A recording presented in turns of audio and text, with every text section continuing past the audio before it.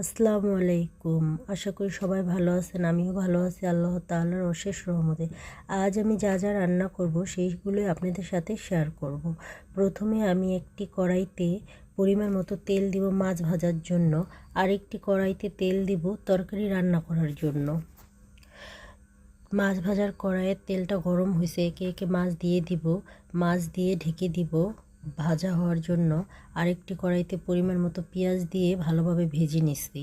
আদা রসুন বাটা, হলুদ মরিচ, ধনিয়া গুঁড়া, লবণ, পরিমাণ মতো পানি দিয়ে মশলাটা কষিয়ে নেব। কষানো হয়ে আসলে আগে থেকে কেটে রাখা বেগুন আর আলু দিয়ে ভালোভাবে নেড়ে চেড়ে পরিমাণ মতো পানি দিয়ে কষানোর জন্য রেখে দিব। হালকা পরিমাণ পানি দিয়ে ঢেকে রেখে দিব যাতে সবজিটা ভালো মতো সিদ্ধ হয়। এখানে মাছ ভাজা প্রায় হয়ে আসছে, তুলে নিব মাছ ভাজাগুলো।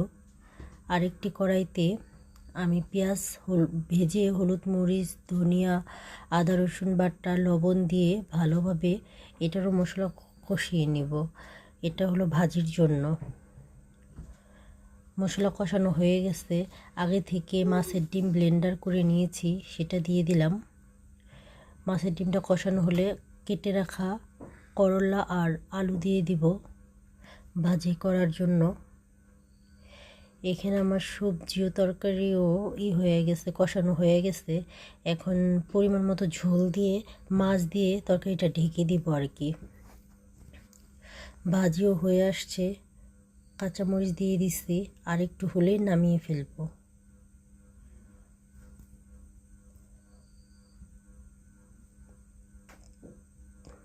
বলক এসে পড়ছে তরকারি, মাছ দিয়ে দিছি। এখন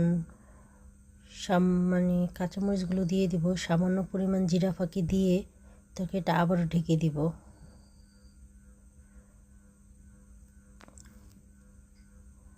ভাজিতেও জিরা ফাঁকি দিয়ে দিচ্ছি। আপনারা যদি জিরা ফাঁকি খান তাহলে দিবেন, জিরার ঘ্রাণটা পছন্দ হলে, নাহলে দেওয়ার দরকার নেই। তরকারি হয়ে গেছে, গ্যাস বন্ধ করে দিচ্ছি।